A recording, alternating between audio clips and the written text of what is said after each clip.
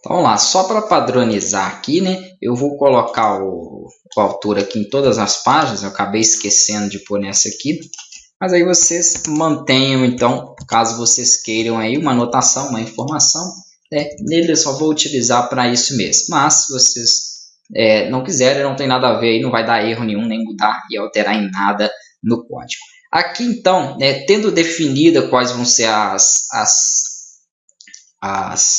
teclas, né, a serem utilizadas, nós vamos passar para a classe principal do jogo. Então, aqui nas configurações vai ficar a classe principal que controla o jogo. Ok. Aqui eu vou colocar que ela vai funcionar, né, ela vai conter, na verdade, o loop do jogo e os eventos. O que vai ser esse loop? Então, por exemplo, quando o usuário perder, né, ele tem que voltar do início. E aqui vai ter, então, uma função que vai definir o que é o início. Quando o usuário passar a fase, é a mesma coisa. Então, ele vai ter os loops aí, né, necessários no jogo. O loop de vida, por exemplo, ele tem 5 vidas. Então, quando terminar a primeira, ele tem que voltar com a outra. E assim vão ter vários loops que vocês vão ver. Essa classe ela vai ficar, né, um pouco grande. Aqui, logo no começo dela, eu vou então gerar a minha primeira função. Então, def, vocês já conhecem aí. Vou colocar aqui o construtor dela, que é o init, com a inicialização. Também já foi explicado aí no curso de Delphi não, de Python orientado a objetos.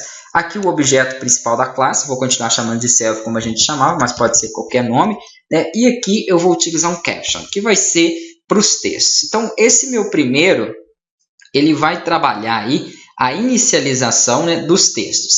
E aqui eu vou colocar, então, que a inicialização dos textos vai ter um screen, né? No caso, ele vai ficar posicionado na minha tela aí, né, de acordo com o objeto. Então, pg.display.get. Aí nós vamos voltar a utilizar os objetos de superfície que nós chegamos a trabalhar. Então, é o nosso surface. Beleza. Vou falar aqui que ele vai ter por padrão, né, ele vai começar como falso. Então, o DOM dele aí, ele vai começar como falso. Por que isso aqui? Quando iniciar a minha tela, ainda não vai estar em jogo, porque primeiro eu tenho o menu. Aí nós temos aquelas outras opções, que são, por exemplo, o clock. O que é o clock? É o relógio, né? É o time de atualização para renderização dos jogos que nós vimos, para renderização da tela no geral. Então, nos jogos que a gente esteve utilizando ele mais para jogos. E aí ele vai receber um time clock. Depois eu configuro, né, o time clock, eu configuro um valor para ele, que é o nosso tick. Então, isso aí também já foi definido. Aí, então, ele tem objetos criados. O screen, né, é o objeto que vai verificar aí a posição da tela. Esse DOM vai ser depois para a gente poder verificar um booleano, né, por exemplo, se é false ou true, se ele está jogando ou não.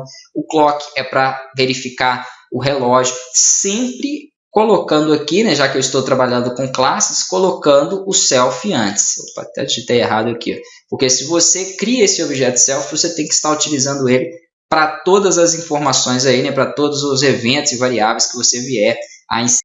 Além deles, nós vamos estar então aqui utilizando, um caption, que eu coloquei ali acima como objeto padrão. Então, a única coisa que ele vai pedir quando eu chamar a inicialização é o caption. Aí eu vou passar ele aqui mesmo como parâmetro.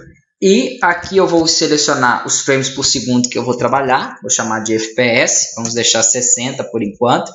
Esse 60 vai receber justamente o meu clock.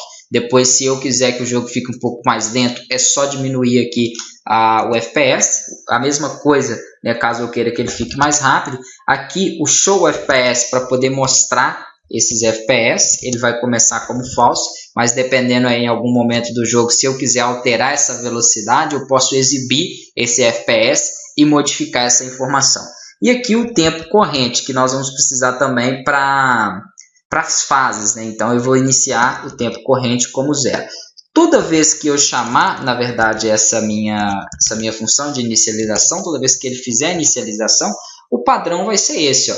Então, a minha tela posicionada, né, aqui o jogando, vamos dizer assim, como false, a inicialização do clock começando com 60 frames por segundo, né, o tempo zerado. Então, toda vez que o int dessa classe aqui ele for chamado, ele vai trazer essas configurações aqui juntas.